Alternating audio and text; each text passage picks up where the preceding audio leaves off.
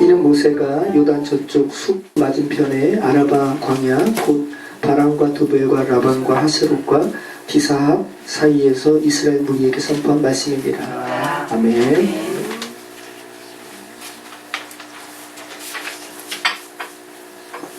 네, 오늘 모세오경의 마지막 책, 토라의 마지막 책인 신명기 말씀을 살펴보도록 하겠습니다. 기독교 성경과 히브리 경전에 유독 똑같은 것이 모세오경입니다. 그러니까 얼마나 중요하겠습니까? 자, 우리는 지난주에 민수기 말씀을 살펴보았는데요. 중요한 것 몇 가지 한번 생각해 보시죠.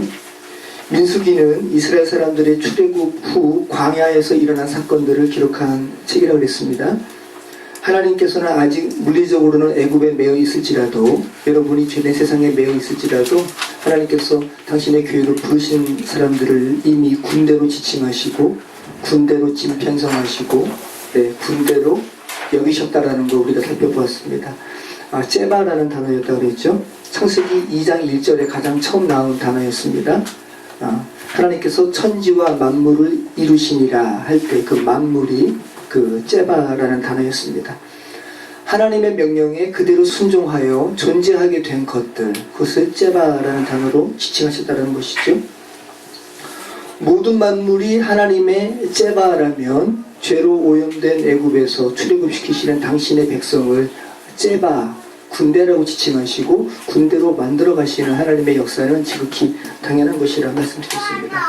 그렇다면 이스라엘의 군대로서, 그죠? 하나님의 째바로서 그 당신의 백성들이 하나님께 가져야 할 마땅한 태도는 뭐겠습니까?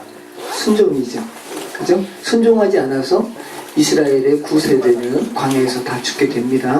우리가 지난주에 그 말씀 살펴보았습니다. 이스라엘의 9세대가 애굽에서 40년 동안 있게 되었다고 그랬고요. 자, 그리고 40년 후에는 죄로 인해서 죽은 이들이 자신의 옳고 그름의 잣대로 결탄코 쟤네들은 가나안 땅에 들어가지 못할 것이라 이야기했던 그 어린 유아들이, 선악의 판단을 스스로 하지 않았던 유아들이 결국은 가나안 땅에 들어가게 될 것이라는 구절을 우리가 지난주에 살펴보았습니다. 자, 우리가 살아가는 이 인생길이 40년 광야길입니다. 그죠? 우리가 지난주에 그 부분을 살펴본 거죠. 그래서 우리는 이 인생길에서 하나님께서 광야 학교라는, 너희는 좀 학교에서 배워라 라고 말씀하시는 우리 인생길에서 우리가 배워야 할 것은 뭐겠습니까? 선악의 판단을 우리 스스로 하지 않는 법을 배워야 되는 거예요. 선악의 판단을 우리가 아니라 하나님께 올려드리는 법을 우리는 이 인생길에서 배워야 하는 것입니다. 우리가 얼마나 선악의 판단을 스스로 많이 하고 살아가요. 그죠? 지난주에 TV에 나오는 여러 뉴스를 보면서 우리는 얼마나 많이 선악의 판단을 했습니까? 근데 하나님께서는 야, 너희도 똑같은 존재인데 그거 하지 마 라고 말씀하시는 거죠. 자, 선악의 판단을 하나님께 올려드리는 삶은 그렇다면 어떤 삶일까요? 옳고 그름을 자신의 잣대로 매기는 것이 아니라 여호와의 말씀에 그 기준점을 두는 것이죠. 그래서 성경에 여호와의 말씀을 따라 사는 삶이 어떤 삶인지 직접 당신의 생애로 보여주신 분이 계시죠. 누구세요? 네, 예수 그리스도세요. 자, 정말 예수님께서 이거 보여주셨어요. 이스라엘의 광야 40년을 40일로 축소하셔서 본인이 직접 광야에서 야, 하나님께서 원하시는 삶은 이런 삶이지라고 가르쳐 주셨잖아요. 예수님께서 세례 요한에게 요단강에서 세례를 받으신 후에 성령께 이끌려서 어디로 가세요? 광야로 가시는 거예요. 광야로. 주야로 며칠 동안? 40일 동안 금식하시는 거예요. 또 줄이시는 겁니다. 그런 예수님께 얼마나 배고프겠습니까? 완전한 육신으로 오신 분이시니까 그때는. 그러한 예수님께 사탄이 나타나서 예수님의 배고픔을 걱정해요. 야, 너 배고프겠다. 아무도 예수님의 배고픔을 걱정하지 않는데 사탄이 걱정하는 겁니다. 그러면서 너가 정말 하나님의 아들이거든 이 돌들로 떡떡이 되게 하라 이야기하죠. 근데 사단이 정말 교활한 것이 예수님께서 세례 요한에게 세례 받으실 때 하늘에서 이미 하늘로부터 음성이 나서 이르되 이는 내 사랑하는 아들이요 라는 말씀이 이미 선포가 되었어요. 근데 사단이 너가 정말 하나님의 아들이거든 한번 걸고 넘어지는 질문을 하는 거죠. 사단이 여러분에게 여러분의 인생길에서 너가 정말 하나님의 자녀거든 이라고 그죠? 유혹하죠. 근데 하나님은 이미 여러분을 당신의 사랑하는 자녀라고 말씀하십니다. 사단이 얼마나 교활한 존재입니까? 예수님이 거기서 안 넘어갔어요. 사단에게. 정말 너가 하나님의 아들이야? 그러면 이 돌들로 떡 만들어 먹어봐 라고 유혹하고요. 그 다음에는 성전 꼭대기로 예수님을 데리고 가서 거기서 한번 너 떨어져봐. 너가 정말 하나님의 아들이면 천사가 너를 떨어지지 않도록 다치지 않도록 받들 거야 라고 유혹하죠. 거기에 예수님께서 안 넘어가십니다. 근데 아담과 하와가 선악과를 먹은 것은 아담과 하와는 이 유혹에 넘어간 거예요. 그죠? 선악과를 먹은 사건이 어떤 겁니까? 보기에 먹을 만큼 탐스럽기도 하고, 그죠? 보암직도 하고 먹음직도 하고 이생에 자랑할 만한 것, 이런 유혹으로 사단이 우리를 걸고 넘어지죠. 그죠? 그리고 아담처럼 우리 인간은 이러한 사단의 유혹에 우리는 넘어집니다. 근데 예수님께서 안 넘어지시는 거예요. 그러니까 우리는 예수께서 어떻게 이기셨는지 살펴봐야 되는 거죠. 이 세 가지 모두 인생들이 실패할 만한 질문입니다. 그죠? 모든 인생은 광야 40년이라고 대변되는 인생길에서 저마다 이러한 시험에 노출된 존재입니다. 여러분이 그 시험에 지신 분도 계시고 졌다가 지금 회복하신 분도 계시고요. 그죠? 저도 많이 넘어졌죠. 다 똑같죠? 우리의 지혜로 그래서 우리는 그 시험에 이길 수가 없습니다. 그래서 예수님께서 어떻게 시험에 승리하셨는지 우리 좀 잠깐 살펴봐야 되겠는데요. 제가 말씀에 요거는 넣지 않았는데 한번 살펴봤으면 좋겠습니다. 마태복음 4장 우리 4절로 10절 말씀 한번 잠깐 보도록 하겠습니다. 이 사단의 시험에 예수님께서 어떻게 승리하셨는지 우리가 신명기 말씀을 살펴보니까 더더욱 당연히 살펴봐야 됩니다. 자, 우리 같이 한번 읽어보겠습니다. 예수께서 대답하여 이르시되 기록되었으되 사람이 떡으로만 살 것이 아니요 하나님의 입으로부터 나오는 모든 말씀으로 살 것이니라 하시니. 네, 이 말씀이 바로 신명기 8장 3절을 언급하신 거예요. 그러니까 예수님께서는 항상 말씀으로 이기셨어요. 근데 그 말씀이 모두 다 신명기 말씀으로 이기셨습니다. 기록하세요. 신명기 8장 3절인데요. 이런 말씀입니다. 지금 사단이 야, 이 돌들로 떡 만들어서 먹어 그랬잖아요. 예수님께서 뭐라 그러시냐면 신명기 8장 3절에 너를 낮추시며 너를 줄이게 하시며 또 너로 알지 못하며 내 조상들도 알지 못하던 만나를 내게 먹이신 것은 사람이 떡으로만 사는 것이 아니요 뭘로 산다고요? 여호와의 입에서 나오는 모든 말씀으로 사는 줄을 내가 알게 하려 하심이니라. 이 말씀으로 예수님께서 승리하셨어요. 자, 그 다음에 마귀가 예수님을 성전 꼭대기로 데리고 올라갑니다. 그 다음에 6절 같이 읽겠습니다. 내가 만일 하나님의 아들이거든 뛰어내리라 기록되었으되 그가 너를 위하여 그의 사자들을 명하시리니 그들이 손으로 너를 받들어 발이 돌에 부딪히지 않게 하리로다 하였느니라. 자, 사단이 참 강교한 존재인 것이 예수님께서 뭘로 승리하셨어요? 하나님의 말씀으로. 그랬더니 사단도 또 하나님의 말씀으로 유혹하는 거예요. 그죠? 뭐라 그럽니까? 기록되었을 때 이 사단이 이야기하는 기록되었다는 말씀은 뭐냐면 시편 91편 11절로 12절 말씀입니다. 그가 너를 위하여 그의 천사들을 명령하사 내 모든 길에서 너를 지키게 하심이라. 이 성경 말씀이에요. 그들의 손으로 너를 붙들어 발이 돌에 부딪히지 아니하게 하리로다. 천사들이 너 붙들어서 발이 땅에 다치지 않도록 할 거야 라는 시편 말씀으로 유혹하는 겁니다. 그랬더니 예수님이 역시나 또 뭘로 승리하세요? 기록된 말씀으로. 7절 말씀 예수께서 이르시되 또 기록되었으되 주 너의 하나님을 시험하지 말라 하였느니라. 이 말씀은 신명기 6장 16절 말씀입니다. 너희가 마사에서 시험한 것 같이 너희 하나님 여호와를 시험하지 말고. 네, 예수님께서 기록된 말씀으로 또 승리하십니다. 자, 8절 말씀 마귀가 또 그를 데리고 지극히 높은 산으로 가서 천하만국과 그 영광을 보여 이르되 만일 내게 엎드려 경배하면 이 모든 것은 내게 주리라.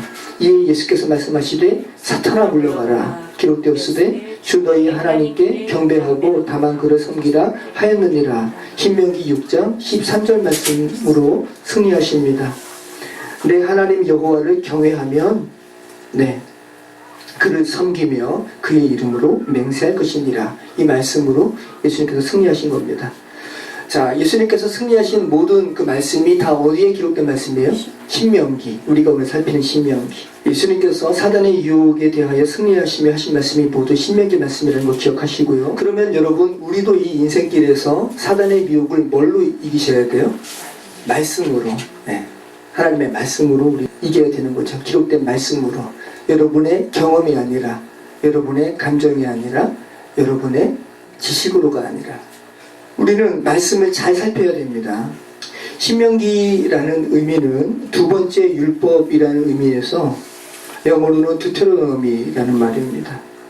두테로노미, 좀 발음도 어렵죠? 한자로는 신명기로 명명되는데 꼭 그럴 것 같죠? 하나님 신, 그 하나님 신 명령할 명. 근데 그게 아니라 거듭할 신, 네, 명할 명. 그러니까 거듭 말하는 거예요. 그런데 그러면 두 번째 율법이라는 의미가 아니라 시내산에서 이미 선포된 말씀을 다시 한번 모세가 회상하면서 거듭 말하는 겁니다. 네, 그 의미에서 신명기입니다. 재차 말한다라는 거예요. 그러니까 강조하는 거죠. 너희는 다 멸망했던 그 구세대처럼 하지 말고 너희 신세대들은 새로운 마음으로 가나안에 가라 라고 이야기하는 거죠. 그래서 히브리어 성경의 표제는 하데바림이라는 말씀입니다. 우리말로는 정관사입니다. 그 데바림 말씀들. 네. 그렇다면 당연히 신명기 1장 1절에서 취한 이 말씀이 되겠죠.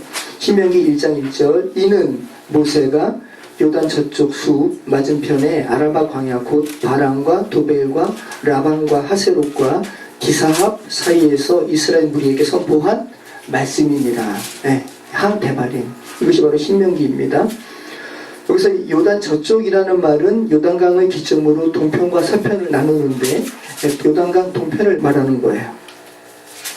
40년의 광야 유랑 세월을 마치고 이제 하나님께서 말씀하신 약속의 땅에 이제 곧 들어가게 될 이스라엘 자손들을 향해서 모세가 3번 설교합니다. 그 3번 중에 첫 번째 설교가 신명기 1장부터 언급되고 있습니다. 자, 여러분이 모세라면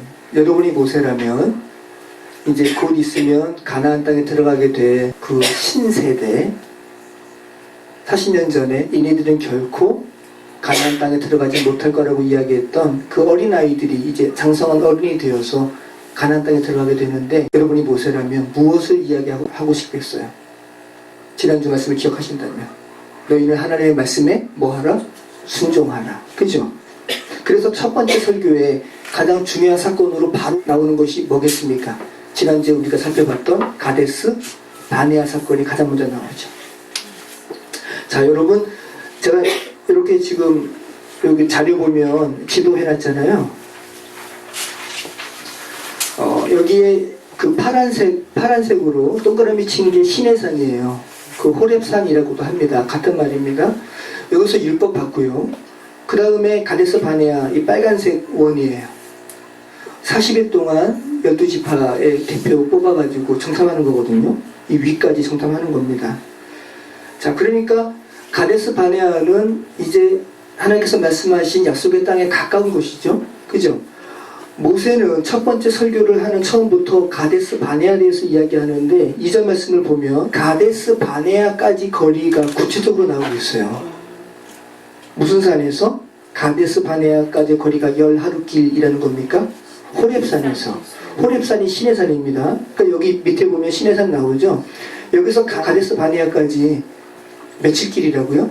10하루길. 굉장히 가까운 거예요. 그죠? 이 시내산에서 모세가 광야 시절에 콜링 받고요. 그리고 다시 이스라엘 백성들을 이끌고 이 시내산의 당도에서 율법 받고요. 그죠? 그 다음에 시내산에서 성막과 관련해서 1년 동안 유하는 거예요. 우리가 레위기 말씀 살펴봤죠. 거기서 하나님께 예배하는 것이 어떤 것인지 너희를 거룩한 백성으로 만드시는 하나님의 말씀에 대해서 배우고요.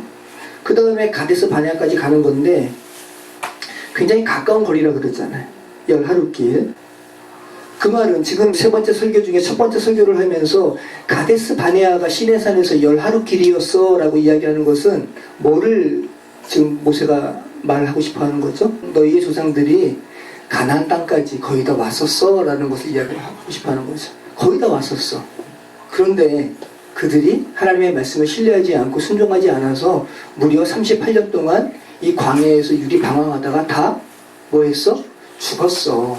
너희들은 그렇게 하지 마 라는 것을 말하는 거죠. 그죠? 첫 번째 설교의 핵심이에요. 그것이.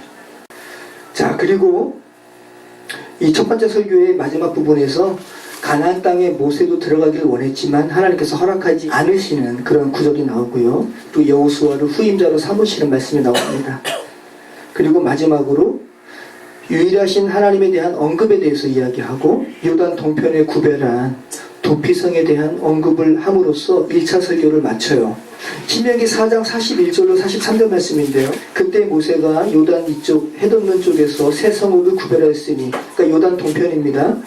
이는 과거에 원한이 없이, 지난 우리 계속해서 부지 중에 살인함에 대해서 우리가 살펴봤습니다. 부지 중에 살인한 자가 그곳으로 도피하게 하기 위함이며 그중 한 성읍으로 도피한 자가 그의 생명을 보존하게 하기 위함이다. 하나는 광야 평원에 있는 베셀이라 루벤 지파를 위한 것이요, 하나는 길르앗 라못이라 갓 지파를 위한 것이요, 하나는 바산 골란이라 므낫세 지파를 위한 것이었더라. 자, 그리고 요단 서편에 나머지 세 성읍을 또 하나님께서 도피성 만들라 그러세요. 자, 도피성에 대해서 지금 처음 들으시는 분들이 계셔서 제가 좀 잠시 말씀드릴게요. 지금 수빈이 공부 잘하잖아요, 그지? 예전에 고조선에서 죄인들이 가면은 죄를 묻지 않는 곳이 있었지. 뭐지? 두 글자로 소도. 그지? 소도. 똑같진 않은데 약간 비슷해요. 고조선에도 소도로 들어가면 죄인들에게 죄를 묻지 않아요. 네. 자, 막 이렇게 데모할 때 대학생들이 어디로 들어가요? 명동성당. 거기 들어가면 경찰들이 그 안에 못 들어가요. 그죠? 그래서 김수환 추기경이랑 그 경찰 높으신 분이랑 이야기하잖아요. 자, 중국에서 갑자기 그 영상 보면 후닥 하면서 막 고함 지르고 그러다가 어떤 사람들이 담 넘어가죠. 공안들 막 잡으려고 그러고. 어디로 넘어 들어가요? 외국의 대사관으로. 그러니까 이 도피성이랑 똑같진 않지만 약간 도피성이 무엇을 의미하는지 조금 알 수가 있죠. 그 도피성은 죄된 세상의 가치관이 전혀 미치지 못하는 곳이에요. 네. 그래서 그 도피성을 바울은 그리스도 안에서라는 걸로 표현합니다. 네. 그리스도 안에서. 그리스도 안에서 뭐가 없나니? 정죄함이 없나니. 그죠? 죄된 세상은 정죄함이 있다고요. 근데 이것을 무려 6개나 만들라 그러세요. 강을 기점으로 해가지고 요단강 동편과 요단강 서편으로 나뉘잖아요. 근데 가만히 보시면 간격이 어때요? 비슷하죠. 그래서 이 이스라엘은 강원도 말이에요. 되게 조그매요. 조그만데 강원도 지역의 어느 곳에서든지 부지 중에 사람을 죽이면, 그러니까 고의가 아닙니다. 그러니까 도끼로 나무를 베는데 도끼날이 날아가가지고 사람이 죽었어요. 고의예요, 부지 중에. 부지 중에 죽인 거죠. 그런데 도끼로 맞아서 죽은 사람은 웬 날벼락입니까? 그 가족들에게는 천청백력이잖아요. 그러니까 그 사람들 복수하러 죽이러 쫓아온단 말이죠. 그럼 부지 중에 죽인 사람은 도망가야 돼요. 그런데 참 하나님께서 놀랍도록 역사하신 것이 이 지역에서, 이 이스라엘 경내에서 어느 곳에서 뛰어가든지 하루길 안에 다 도착할 수 있는 곳으로 주께서 도피성을 만드셨어요. 어느 곳에서든지 48km 이내에 다 도착되는 거리랍니다. 자, 여러분이 부지 중에 사람 죽였습니다. 도망가야 됩니다. 48km 하루 동안 달리면 갈 수 있어요, 없어요? 마라토너가 아니더라도 마라토너는 2시간 만에 가잖아요. 그죠? 네. 그리고 처음 마라톤을 하는 사람도 7시간, 8시간 만에 42.19km 완주한다고요? 그죠? 그러니까 48km 하루 동안 천천히 달리면 도착할 수 있어요, 없어요? 도착할 수 있어요. 그러니까 너희 죽지 말고 살라라는 말씀이죠. 네. 도피성에 대해서 지금 부지 중에 대한 살인에 대해서 지금 몇 번 얘기했지만 또 생소하신 분이 계셔서, 성경은 하나님께서는 고의로 죽이는 살인죄에 대해서는 도피성에 들어가라고 말씀 안 하세요. 고의로 죽인 것에 대해서는 다 그냥 죽이라 말씀하십니다. 부지 중에, 그러니까 주께서 우리를 살리시는 말씀이죠. 부지 중에 죄를 지은 자만, 살인한 자만 도피성에 들어갈 수 있습니다. 그런데 예수님께서는 그 살인죄에 대해서 더 그 세상이 말하는 그 법보다 더 엄격한 잣대를 우리에게 들이대세요. 야, 너희 실제로 사람 죽인 것만 죽인 거 아니다. 너희 사람 마음속으로 미워하지, 너희 그거 살인한 거야 라고 예수께서 말씀하세요. 그게 예수님의 말씀이라고요. 단순히 그냥 명언이고 단순히 그냥 교양 어린 말씀이 아니라 하나님이신 예수님의 말씀이라고요. 그럼 여러분의 마음속에서 지금 다른 사람들 미워했어요? 그럼 하나님의 관점으로는 여러분 뭐 한 겁니까? 살인한 거예요. 여러분께서 다른 사람을 미워할 때 고의로 미워해요? 아니면 부지중에 미워해요? 고의로 미워하죠. 그죠? 자꾸 여러분을 막 보호하시려고 그러는데 우리는 고의로 미워하죠. 그러니까 하나님의 관점으로는 우리 도피성 들어갈 수 있어요? 없어요? 없어요. 우리는 고의로 미워하고 그 말은 고의로 살인하는 죄인이기 때문에 우리 도피성으로 못 들어갑니다. 예수님을 십자가에서 못 박은 사람들, 예수님을 고의로 때렸어요. 고의로 침뱉고, 고의로 예수님 상으로 찌르고, 못으로 박고, 그들은 예수님 고의로 죽였어요. 그죠? 그럼 그들 도피성으로 들어가요? 못 들어가요? 못 들어가요. 근데 예수님께서 뭐라 그러셨어요? 가상칠언 중에서 하나님 저들을 용서하여 주십시오. 저들이 지금 알지 못해서 나를 십자가에 못 박습니다.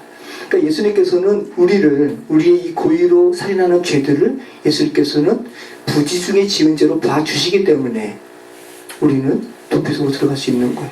그리고 예수님 그 스스로가 도피성이세요. 그리스도 안에 결코 정죄함이 없나니. 그죠? 하나님의 그 크신 사랑이 농축된 장소가 바로 그리스도 안입니다. 자, 도피성은 모두 6개였습니다. 게데스, 세겜, 헤브론, 베셀, 길르앗, 라몬, 바산, 골란. 근데 이것이 원래 가나안의 이름이었단 말이죠. 죄된 세상의 이름. 근데 주께서 다 이렇게 도피성의 이름을 바꾸신 거예요. 자, 게데스의 이름의 의미는 성결의 성이라는 겁니다. 우리는 다 불결하잖아요. 근데 그 게데스의 성으로 들어가면 주께서 우리를 성결하게 봐주신다는 거죠. 그리고 세겜이에요. 힘이라는 의미고 어깨라는 의미입니다. 거룩함을 입은 자는, 그죠? 그리스도로 인해서, 죄로 인해서 우리는 다 힘이 덜덜덜 빠지는데, 근데 그리스도로 인해서 우리는 다시 새 힘을 얻게 되는 그 곳이 바로 그리스도 안 도피성입니다. 그리고 헤브론이에요. 헤브론. 교통이라는 뜻입니다. 우리는 죄로 말미암아 하나님과 교통함이 원천적으로 봉쇄되었던 존재입니다. 근데 그리스도로 인해서 우리는 하나님과 교통하게 되었습니다. 베셀이라는 단어입니다. 안전이라는 의미예요. 예수 그리스도의 보혈의 피로 우리의 죽음으로부터 우리는 안전하게 되었습니다. 그죠? 그 다음에 가치파 영내에 뭡니까? 길르앗이에요. 고봉, 그러니까 높은 보물이라는 의미입니다. 네, 우리는 그리스도 안으로 들어가면 아주 높은 소망이 생기게 되죠. 므낫세 영내에 골란이라는 도피성이 있습니다. 기쁨, 환희라는 의미예요. 죄된 인생들이 어떻게 기쁠 수 있고 환희할 수 있겠어요. 그런데 그리스도 안으로 들어가서 모든 것들의 자유함을 받게 될 때 우리는 기뻐할 수 있고 환희할 수 있는 거죠. 자, 우리는 어디로 뛰어가야 됩니까? 그래서 우리가 이 인생길에서 우리가 어디로 뛰어가야 돼요? 도피성으로 뛰어가야 돼요. 그리스도께로 뛰어가야 됩니다. 그죠? 7, 8년 전에, 한 8년 전에 우리는 일본의 쓰나미를 우리는 봤죠. 파도가 막 쫓아오고 사람들이 뛰어가는 거 아닙니까? 제가 지금도 기억하는데 가슴 아픈 사실은 그 일본 동사무소의 어떤 직원은 마을 사람들에게 쓰나미가 몰려옵니다. 도피하세요. 라고 이렇게 방송하다가 정작 자신은 죽었어요. 그 자신은 미처 피하지 못했습니다. 그 동사무소에서 살아남은 사람들은 어떤 사람들은 그 옥상에 안테나선을 붙들고 살아난 사람들이 있었대요. 여러분 지금 제가 드리는 말씀이 그들이 있었던 물리적인 위치가 그들의 생명을, 그들의 육신적인 생명을 살렸습니다. 그죠? 그런데 성경이 말씀하는 거예요. 육신의 생명이 다가 아니지. 육신뿐만 아니라 영원한 생명을 살리는 위치가 있다고 이야기하시죠. 그 위치가 뭐라는 겁니까? 도피성이라는 거예요. 그리스도라고 말씀을 하시는 겁니다. 자, 이것이 바로 첫 번째 설교 안에 있는 도피성에 대한 말씀이고요. 두 번째 설교는 5장부터 26장 19절까지 하나님께서 이스라엘에게 바라시는 것을 율례, 규례, 제도와 같은 법적인 관점에서 이야기합니다. 첫 번째 설교에서는 역사적 관점에서 이야기했죠. 가데스 바네에서 너희 이렇게 했잖아. 이제 그렇게 하지 말아라 라고 이야기했는데, 이제는 법적인 관점에서 율례, 규례에 대해서 말씀을 하시는 거예요. 특별히 8장에서 신명기 8장 2절로 4절에서 하나님께서 이스라엘 백성들에게 광야의 시간을 허락하신 이유에 대해서 모세가 설교합니다. 우리 같이 한번 읽어보겠습니다. 내 하나님 여호와께서 이 40년 동안에 내게 광야길을 걷게 하신 것을 기억하라. 이는 너를 낮추시며 너를 시험하사 내 마음이 어떠한지 그 명령을 지키는지 지키지 않는지 알려 하시니라. 너를 낮추시며 너를 줄이게 하시며 또 너로 알지 못하며 내 조상들도 알지 못하는 만나를 내게 먹이신 것은 사람이 떡으로만 사는 것이 아니요 여호와의 입에서 나오는 모든 말씀으로 사는 줄은 내가 알게 하려 하시니라. 이 40년 동안에 내 의복이 헤어지지 아니하였고 내 발이 부르트지 아니하였느니라. 자, 여러분의 인생길로 한번 적용을 하시죠. 하나님께서 여러분에게 인생 40년이라는 시간을 허락하신 이유는 뭐라고요? 너를 낮추시며 너를 시험하사 내 마음이 어떠한지, 너가 정말 하나님의 명령을 지키는지 안 지키는지, 그리고 너가 정말 이 인생길에서 너를 살게 하는 것은 육신의 떡이 아니라 하나님의 말씀인 것은 너가 정말 알기를 바래 라는 것으로 우리 인생길을 주께서 허락하셨다는 거죠. 그리고 신명기 6장에 유명한 쉐마 이스라엘이 등장하는 거예요. 한번 읽어보겠습니다. 이스라엘아 들으라. 우리 하나님 여호와는 오직 유일한 한 여호와이시니 너는 마음을 다하고 뜻을 다하고 힘을 다하여 내 하나님 여호와를 사랑하라. 오늘 내가 명하는 이 말씀을 너는 마음에 새기고 내 자녀에게 부지런히 가르치며 집에 앉았을 때이든지 길에 갈 때이든지 누워있을 때이든지 일어날 때이든지 이 말씀을 강론할 것이며 너는 또 그것을 내 손목에 내어 기호를 삼으며 내 미간에 붙여 표로 삼고 또 내 집 문설주와 바깥문에 기록할지니라. 자, 우리가 말씀을 읽었는데요. 자, 손목에도 주의 말씀을 메고, 그죠? 그리고 미간에도 붙이고, 문설주와 바깥문에 다 기록하라는 것은 모든 순간마다 여호와의 말씀을 여러분의 심령 가운데 새기라라는 말씀이죠. 이것이 바로 유명한 쉐마 이스라엘입니다. 쉐마 이스라엘 아도나이 엘로헤이누 아도나이 에하드. 그래서 쉐마는 들으라라는 말씀이에요. 이스라엘이고요. 아도나이는 여호와, 엘로헤이누 우리 하나님, 아도나이 하나님이시니, 에하드 유일하신. 자, 우리 한번 지난번에도 불러보았는데 우리 같이 한번 불러보겠습니다. 두 번 같이 불러보겠습니다. 쉐마 이스라엘 아도나이 엘로헤이누 아도나이 에하. 쉐마 이스라엘 아도나이 엘로헤이누 아도나이 에하. 자, 여러분, 그런데 제가 밑에 창세기 3장 8절 말씀을 적어놨잖아요. 왜 제가 적어놨을까요? 쉐마 이스라엘, 주의 말씀을 들으라. 자, 이스라엘은 이제 주의 말씀을 들어야 사는 존재가 되었죠. 여러분도 주의 말씀을 들어야 삽니다. 지금 죽어있는 사람들, 육신적으로 살아있지만 결국은 죽죠. 그 영혼이 죽습니다. 그래서 성경은 뭐라 그러냐면 죄로 말미암아 죽은 너희를 하나님께서 살리셨도다 라고 말씀하시죠. 그 죽은 이들이 어떻게 살아나게 되죠? 여호와의 말씀을 들음으로.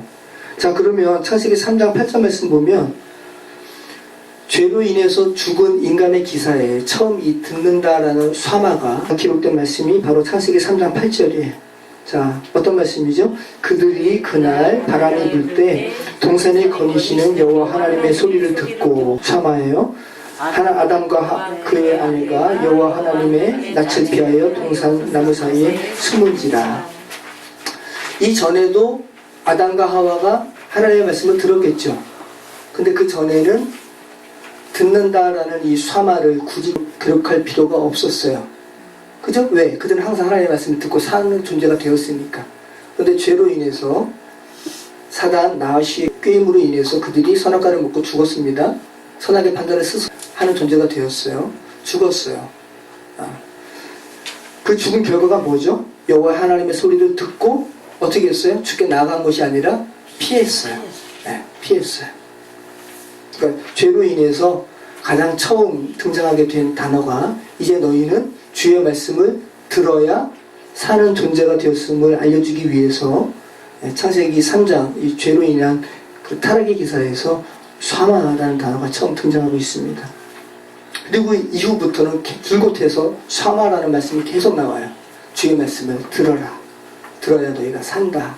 라는 말씀이 계속 반복합니다. 자, 세 번째 설교는 27장부터 33장 29절까지 앞으로 이스라엘에게 일어날 일에 대하여 축복과 저주로 말씀하십니다. 먼저 요단강을 건넌 후에 6지파씩 2지파로 나누어서 그리심산에서는 축복을 선포하게 하고요. 그리고 에발산에서는 저주를 외치게 해요. 그런데 이 축복을 외치는 6지파가 누굽니까? 시므온 지파, 레위 지파, 유다 지파, 이사갈 지파, 요셉 지파, 베냐민 지파예요. 자, 이 중에서 그러니까 축복을 외치는 그리심산에서 축복을 외치는 지파 중에서 종의 자손들의 지파는 없습니다. 그러니까 실바와 누구죠? 비라의 자손들은 없다는 소리예요. 다 정부인이라고 이야기해야 되나요? 레아와 라헬의 소생들입니다. 다. 저주를 외치면 에발산에는 실바가 낳은 갓과 아셀, 그리고 비라가 낳은 누구죠? 단과 납달리, 그리고 레아의 첫 아들과 막내 아들인 르우벤과 스불론이 저주를 외치는 곳에 서요. 그러니까 정확한 의미를 모르겠어요. 스불론이 왜 거기 위치해 있는지. 아무튼 특징적인 것을 본다면 레아의 첫째 아들과 막내 아들입니다. 그런데 우리가 르우벤에 대해서 우리가 조금 생각할 수 있는 것이 르우벤이 아버지의 침상에 올라 장자권을 상실했죠. 아무튼 그 의미가 조금 있을지는 모르겠습니다. 그래서 저주를 외치는 지파 중에 르우벤과 스불론이 포함되어 있다는 거 여러분 좀 생각하실 필요가 있을 것 같아요. 자, 그리고는 이제 세 번째 설교에서는 계속 저주에 대해서 또 복에 대해서 언급이 되는데, 여러분 복에 대한 언급이 많을 것 같아요? 아니면 저주에 대한 언급이 많을 것 같아요? 저주에 대한 언급이 훨씬 많아요. 자, 복에 대한 언급은 이렇습니다. 우리 같이 한번 읽어보겠습니다. 내가 내 하나님 여호와의 말씀을 삼가 듣고 내가 오늘 내게 명령하는 그의 모든 명령을 지켜 행하면 내 하나님 여호와께서 너를 세계 모든 민족 위에 뛰어나게 하실 것이라. 내가 내 하나님 여호와의 말씀을 청정하면 이 모든 복이 내게 임하여 내게 이르리니 성읍에서도 복을 받고 들에서도 복을 받을 것이며 내 몸의 자녀와 내 토지의 소산과 내 짐승의 새끼와 소와 양의 새끼가 복을 받을 것이며 내 광주리와 떡반죽 그릇이 복을 받을 것이며 내가 들어와도 복을 받고 나가도 복을 받을 것입니다. 자, 우리 이 말씀 굉장히 많이 들었죠? 너가 들어가도 복을 받고 나가도 복을 받게 될 것이다 라는 이 말씀 많이 들었는데, 전제가 있잖아요. 전제가. 이 복을 받게 될 전제는 뭐죠? 내 하나님 여호와의 말씀을 내가 삼가 듣고 내가 오늘 내게 명령하는 그의 모든 명령을 지켜 행하면 그럴 때 너가 이 같은 복을 받게 될 거야 라고 말씀을 하시죠. 그런데 이 하나님의 말씀을 듣고 지켜 순종하지 않으면 어떻게 됩니까? 저주받는 거예요. 그죠? 우리 신명기 28장 15절로 19절 말씀 읽겠습니다. 내가 만일 내 하나님 여호와의 말씀을 순종하지 아니하여 내가 오늘 내게 명령하는 그의 모든 명령과 규례를 지켜 행하지 아니하면 이 모든 저주가 내게 임하며 내게 이를 것이니 내가 성읍에서도 저주를 받으며 들에서도 저주를 받을 것이요 또 내 광주리와 떡반죽 그릇이 저주를 받을 것이요 내 몸의 소생과 내 토지의 소산과 내 소와 양의 새끼가 저주를 받을 것이며 내가 들어와도 저주를 받고 나가도 저주를 받으리라. 자, 앞에서 축복받는 것을 완전히 극복하고 있죠. 이스라엘 사람들에게 여러분이 좀 집중할 필요가 있는데, 시내산에서 모세가 이스라엘 백성들에게 여호와의 율법을 반포했어요. 그랬을 때 이스라엘 백성들이 저희가 그 율법 지켜 행할 수 있습니다 라고 했을 때 바로 그 다음에 송아지로 우상 만들어서 3,500명이 죽었습니다. 3,000명이 죽었어요. 그러니까 우리 힘으로 그 율법 행할 수 있어라고 할 때 주께서는 너희 힘으로 못해 라는 것을 우리에게 말씀하시는 거예요. 하나님과 우리 사이에 0.0001mm만 틀어져도 우리는 저주받게 된다는 것인데, 그러면 이 저주 자유로운 사람들이 누가 있습니까? 없습니다. 네, 하나도 없어요. 율법을 지키지 않은 자, 실행하지 않은 자는 저주받은 자라는 거예요. 그럼 여러분, 그 죄가 발각되어서 사형당하는 자의 죽음은 더욱 저주받은 자의 죽음이죠. 아주 표상적으로 드러난 죽음이니까 수치스러운 죽음이죠. 우리가 발각 안 돼서 그렇지, 우리는 다 발각되든 발각되지 않든 주 앞에서는 다 저주받을 죄인이라고요. 근데 성경이 뭐를 말씀하냐 하면 그 저주받아서 죽는 자의 죽음의 형태에 대해서 이야기하고 있는데, 나무에 달려서 죽은 자에 대해서 이야기합니다. 지난주에 단의 기사에서도 살펴보았는데 처음 듣는 분이 계시니까 제가 말씀드립니다. 여러분, 여기 십자가 있잖아요. 이거 강화도에서 어떤 목사님께서 어떠한 사명감을 가지시고 십자가 목각을 하시는 것 같아요. 저는 못 배웠는데 어떻게 저희 교회에 주셨어요. 다른 사람을 통해서. 자, 여러분, 여기에 사람이 달려서 죽었어요. 시체로. 목걸이에 달고 싶으세요? 이 저주받은 자의 죽음이에요. 나무에 달린 자의 죽음이. 그래서 성경에 나무에 달려 죽은 자의 죽음에 대해서 많이 기록합니다. 요셉이 떡 맡은 관원장, 술 맡은 관원장 꿈을 해몽하잖아요. 그죠? 술 맡은 관원장은 회복되어 가지고 왕에게 다시 술 맡은 자리에 다시 회복됩니다. 근데 떡 맡은 관원장은 어떻게 됐어요? 나무에 달려 죽었어요. 새가 그 눈을 팠어요. 자, 에스더의 삼촌 모르드게를 모함해서 죽이려고, 나무에 달아 죽이려고 모함했던 하만이 도리어 어떻게 돼요? 자기가 나무에 달려 죽어요. 그러니까 나무에 달려 죽는 죽음은 저주받은 죽음이에요. 자, 근데 성경은 뭐라 그러시냐면 그 나무에 달려서 여러분, 이 십자가에서 이 나무에 달려서 죽는 저주받을 자의 죽음이 바로 저와 여러분의 죽음이라는 거거든요. 성경이 말하는 바는. 왜? 여러분이 고의로 사람 죽이니까. 여러분은 나무에 달려 죽는 저주받는 자의 죽음을 여러분이 당하셔야 되는 것이고요. 그 실제로 당했습니다. 영적으로는 예수님과 함께. 그러니까 예수님만 죽고 여러분이 안 죽는 죽음이 아니라 여러분도 예수님과 함께 십자가에서 죽으셨어요. 그것을 여러분께서 아셔야 됩니다. 자, 신명기 21장 22절로 23절 말씀 보면 이런 말씀이 있습니다. 사람이 만일 죽을 죄를 범함으로 내가 그를 죽여 나무 위에 달거든. 너가 어떤 사람이 죽임을 당할 죄를 정말 져서 너가 그를 죽였어. 그리고 너가 그를 나무 위에 달았어. 그렇게 했거든. 그 시체를 나무 위에 밤새도록 두지 말고 그날에 장사하여 내 하나님 여호와께 내게 기업으로 주시는 땅을 더럽히지 말라. 나무에 달린 자는 하나님께 저주를 받았음이니라. 자, 그럼 예수님께서 나무 위에 달리셨죠? 그럼 예수님께서 하나님 아버지께 뭐 받으신 거예요? 저주 받으신 거예요. 지난번에 제가 잠시 말씀드린 대로 예수님께서 니고데모에게, 유대의 선생님이에요. 니고데모에게 야, 넌 아직도 이스라엘의 선생된 자로서 아직도 이거 모르니? 민수기 말씀 아직도 모르니? 노뱀이 장대 위에 달렸잖아. 지난번에 제가 말씀드렸습니다. 민수기에 노뱀이 장대 위에 들린 사건을 말씀하시면서 바로 연이어서 뭐라고 말씀하신다고요? 이와 같이 인자도 들려야 하리니 십자가에. 그 사건이 바로 예수께서 나무 위에 달리신 십자가 위에 달리신 사건이란 말씀이죠. 그러니까 성경이 말씀하는 바는 뭐예요? 예수님의 죽음이 저주받은 자의 죽음이라는 거예요.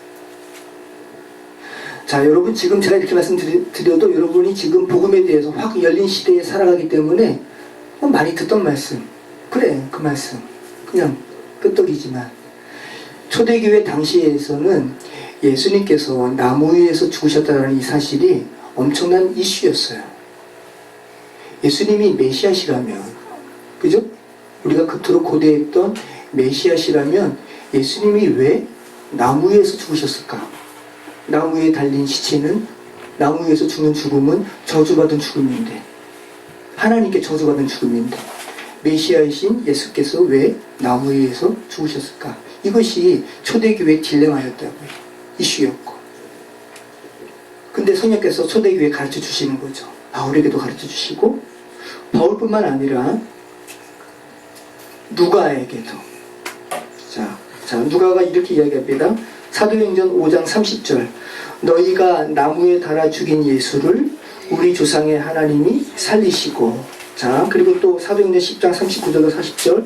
우리는 유대인의 땅과 예루살렘에서 그가 행하신 모든 일의 증인이라. 그들이 나무에 달아 죽였으나 하나님이 사흘 만에 다시 살리사 나타내시되.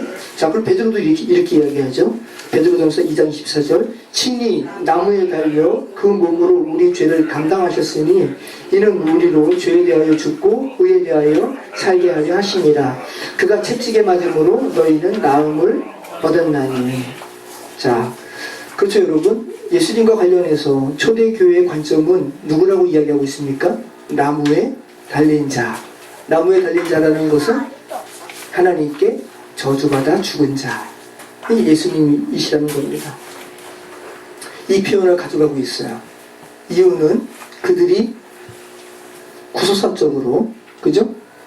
예수의 죽음을 신명기에 나무에 달린 자의 죽음의 의미로 가져갔기 때문이죠. 그러니까 복음을 알게 된 거죠. 특별히 바울이 이 부분을 갈라디아서에 잘 설명하고 있어요.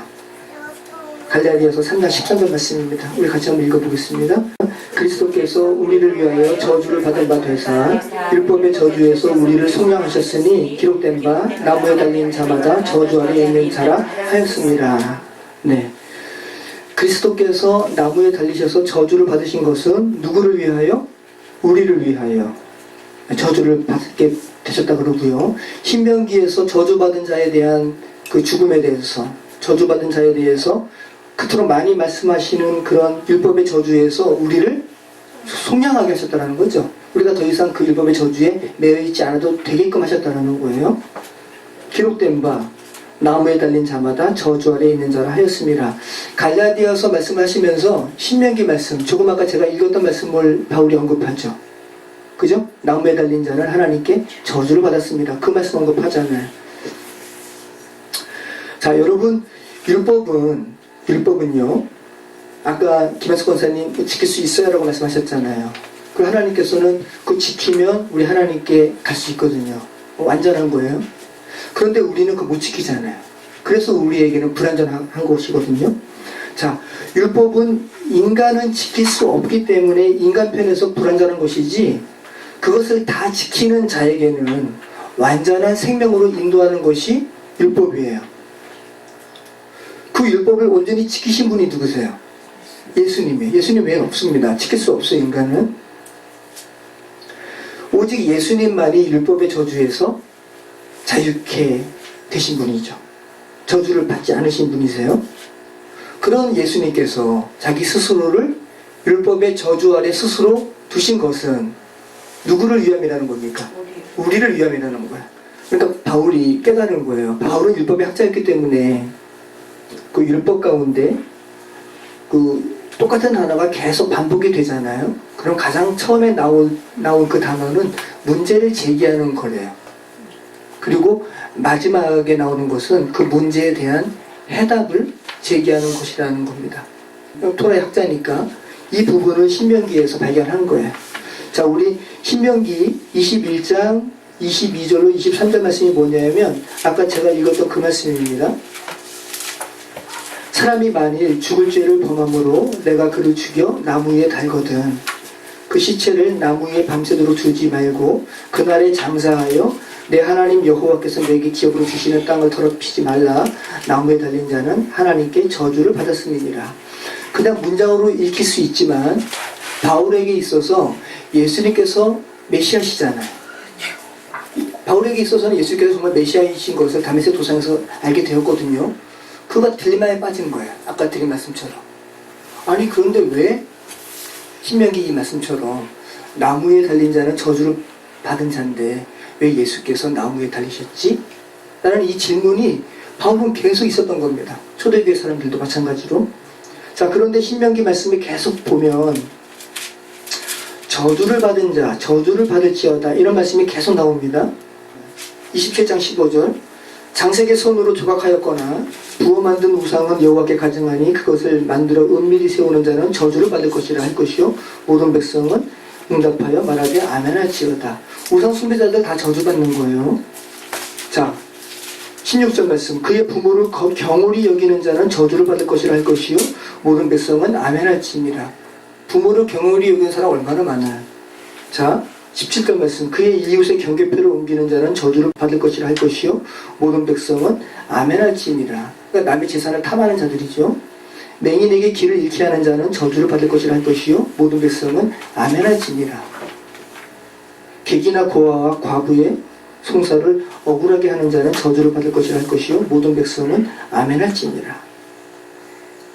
짐승과 교합하는 자, 하여튼간 인간의 삶에서 저지르는 모든 죄에 대해서 이야기하면서 저주를 받을 것이라 그러죠. 그런데 이 저주에 관련된 마지막 문장이 뭡니까? 26절 말씀이에요. 그죠? 자, 바로 25절에는 또 인간적인 말씀 같죠? 무죄한 자를 죽이려고 뇌물을 받는 자는 저주를 받으라 할 것이요 모든 백성은 아멘 할지니라. 우리가 얼마나 뇌물을 많이 주고받아요. 그죠? 우리 다 저주받는 존재들이라고요. 그런데 마지막 절, 자 같이 읽겠습니다. 이 율법의 말씀을 실행하지 아니하는 자는 저주를 받으라 할 것이요 모든 백성은 아멘 할지니라. 그래서 바울이 토라의 학자로서 이 저주와 관련된 문제 제기와 답을 이 신명기 말씀에서 찾은 거예요. 메시아이신 예수님께서 나무에 왜 달리셨을까? 그 죽음은 저주받은 죽음인데 라는 문제를 스스로 제기하고요. 그 다음에 그 답은 26절에서 찾았다는 거죠. 율법의 말씀을 실행하지 아니하는 자는 저주를 받을 것이라. 예수님께서 메시아로서 나무에 달리신 저주받는 죽음을 스스로 택한 것은 예수님 외에는 율법을 실행할 수 없는 자들, 실행할 수 없는 모든 인간을 위한 저주받는 죽음이었음을 지금 바울이 신명기 말씀을 통해서 알게 되었다는 것이죠. 정리하면 율법을 모두 지켜 율법에 흠이 없는 자가 나무에 달려 저주를 받았다면 율법을 지키지 못해 저주 아래 놓인 자들을 자유하게 하기 위한 죽음이라는 사실이라는 것이죠. 자, 이 말씀이 바로 신명기 말씀 세 번째 설교 가운데 있는 것입니다. 자, 우리 신명기 30장 11절 말씀 같이 읽겠습니다. 내가 오늘 내게 명령한 이 명령은 내게 어려운 것도 아니요 먼 것도 아니라 하늘에 있는 것이 아니니 내가 이르기를 누가 우리를 위하여 하늘에 올라가 그 명령을 우리에게로 가지고 와서 우리에게 들려 행하려 할 것이 아니요 이것이 바다 밖에 있는 것이 아니니 내가 이르기를 누가 우리를 위하여 바다를 건너가서 그의 명령을 우리에게로 가지고 와서 우리에게 들려 행하게 할 것이 아니라 오직 그 말씀이 내게 매우 가까워서 내 입에 있으며 내 마음에 있은즉 내가 이를 행할 수 있느니라. 네, 아까 김혜수 권사님이 행할 수 있어요 라고 말씀하셨잖아요. 김혜수 권사님은 이 말씀을 아신 거죠. 그죠? 우리가 예수님과 함께 죽고 예수님과 함께 살면 예수님께서 우리 안에 있으시면 주의 말씀이 우리 심령에 있으면 그 율법의 말씀을 행할 수 있죠. 근데 우리 힘으로 행하는 것이 아니라 누구의 힘으로? 예수 그리스도의 힘으로 의지해서. 그죠? 그러니까 더 이상 그 말씀이 우리 밖에 있는 것이 아니에요. 그 언약궤 안에 있는 돌판에 새겨진 그 돌판에 있는 것이 아니라고요. 그래서 우리가 창세기 말씀, 마지막 말씀 살펴보면서 그 율법판 지금 찾을 필요가 없죠. 그죠? 왜? 우리 마음이 있으니까. 하나님의 말씀이 우리 안에 있는 것, 이것이 바로 어떤 상태입니까? 구원의 상태죠. 밖에서 찾는 것이 아니에요. 그죠? 신명기 33장 26절로 29절 읽겠습니다. 여수는이여 하나님 같은 이가 없도다. 그가 너를 도우시려고 하늘을 타고 궁창에서 위엄을 나타내시는도다. 영원하신 하나님이 내 초소가 되시니 그의 영원하신 팔이 내 아래 있도다. 그가 내 앞에서 대적을 쫓으시며 멸하라 하시도다. 이스라엘이 안전히 거하며 야곱의 샘은 곡식과 새 포도주의 땅에 흘러있나니 곧 그의 하늘이 이슬을 내리는 곳에로다. 이스라엘이여 너는 행복한 사람이로다. 여호와의 구원을 너같이 얻은 백성이 누구냐? 그는 너를 돕는 방패시요 내 영광의 칼이시로다. 내 대적이 내게 복종하리니 내가 그들의 높은 곳을 밟으리로다. 아멘. 여기서 이 여수룬이라는 말은 이스라엘을 지칭하는 상징적인 말입니다. 그 의로운 자여라는 말입니다. 올바른 자여, 고든 사람이여 라는 말입니다. 그죠? 얼마나 이 복된 말입니까? 그 전에는 우리가 다 저주에 받아 죽을 나무에 달려 죽을 자들인데 그런 그들에게 모세는 의로운 자여, 올바른 자여, 고든 사람이여 라고 말하는 거죠. 극과 극의 말씀이죠. 그리고 뭐라고 말씀하십니까? 모세가 뭐라고 설교해요? 이스라엘이여 너는 뭐한 사람이로다? 행복한 사람이로다. 너같이 구원 얻을 백성이 누구냐? 너는 참 복되도다. 네. 저는 약간 이렇게 진지하잖아요. 어떻게 보면은 약간 좀 이렇게 채도가 떨어지는 사람 같아도 하나님께서는 저를 보고 뭐라 그러신다고요? 행복한 사람. 우리 양재동 성도님께도 하나님께서 행복한 사람이에요. 예. 행복하게 함께 살아요. 너같이 야, 너 처참한 죄인이었는데 너같이 구원 얻을 백성이 누가 있니? 너는 참 행복한 사람이다. 원래 나무에 달려 죽어야 되는데, 그죠? 여러분 얼마나 행복한 사람입니까, 그죠? 네, 그 후에 모세가 이제 느보산에 올라가서 자신은 비록 밟지 못합니다. 그런데 하나님께서 말씀하신 가나안 땅, 요단강 동편과 서쪽을 다 한번 주께서 보게 하세요. 그러면서 모세는 죽습니다. 근데 모세가 죽을 때 쇠약해서 죽은 것이 아니에요. 눈이 멀지도 않았다고 그러고요. 아까 읽었잖아요. 그죠? 귀가 둔하지도 않았어요. 주께서 그냥 데려가시는 거예요. 그리고 모세의 무덤은 아무도 몰라요. 하나님께서 친히 장사하셨어요. 근데 나중에 모세가 죽은 이후에 사단이 미가엘과 논쟁하잖아요. 모세의 시체를 두고 막 쟁투하거든요. 그러니까 모세가 사람을 죽인 살인자였어요. 그죠? 네. 그리고 하나님의 명령을 순종하지 못해서 하나님께 노용을 받은 사람이라고요, 모세가. 모세의 인생 가운데 죄가 분명히 있었거든요. 사람도 죽였으니까. 미가엘과, 천사당 미가엘과 변론했다고 그렇게 이야기하죠. 자, 여러분, 모세가 가나안 땅을 못 봤습니다. 어떠세요? 좀 아쉽죠? 근데 여러분, 이것을 생각하셔야 되는데, 모세는 철저히 율법을 상징하는 인물이에요. 구원의 관점으로 봤을 때 율법을 우리 인간이 행해서 가나안에 못 들어가거든요. 그죠? 율법을 지켜서 우리는 못 들어가요. 왜? 우리는 한계가 있으니까. 지킬 수가 없기 때문에 우리는 다 나무에 달려 죽게 됩니다. 우리는 나무에 달린 자 예수 그리스도의 은혜에 의해서 하나님 나라에 가게 됩니다. 그죠? 그 관점으로 좀 여러분 생각하시게 되면 모세가 왜 가나안에 못 들어갔는지. 자, 여러분, 우리는 율법이 아닌, 그죠? 지킬 수가 없으니까 율법이 아닌 우리를 대신해서 저주를 받은 바 대신 예수 그리스도의 은혜로 우리는 하나님 나라에 가게 됩니다. 하나님의 백성이 됩니다. 그 관점으로 생각한다면 율법을 상징하는 모세가 아닌 여호수아의 영도로 새로운 세대가 가나안에 들어가게 되는 것은 지극히 당연한 것이죠. 여호수아라는 의미가 뭐냐 하면, 의미가 뭔 것 같아요. 여호수아라는 이름의 의미가 뭐냐 하면 여호와께서 구원하심이라는 의미예요. 구원은 여호와께서 구원하시는 거죠. 그 의미가 바로 여호수아예요. 여호와께서 우리를 구원하십니다. 그 의미를 가진 여호수아가 새로운 세대를 이끌고 가나안에 들어가게 되는 것이죠. 우리를 하나님의 나라로 이끄시는 것은 구원자이신 하나님 외에는 없기 때문입니다. 모쪼록 여러분 모두 하나님 온전히 의지하시면서 예수 그리스도의 은혜로 다 하나님 백성 되시는, 하나님 나라에 가시는 저와 여러분 되시기 바랍니다. 기도하겠습니다. 참 좋으신 하나님 감사합니다. 토라의 5번째 책 신명기 말씀을 마침으로써 모세오경을 살펴보았습니다.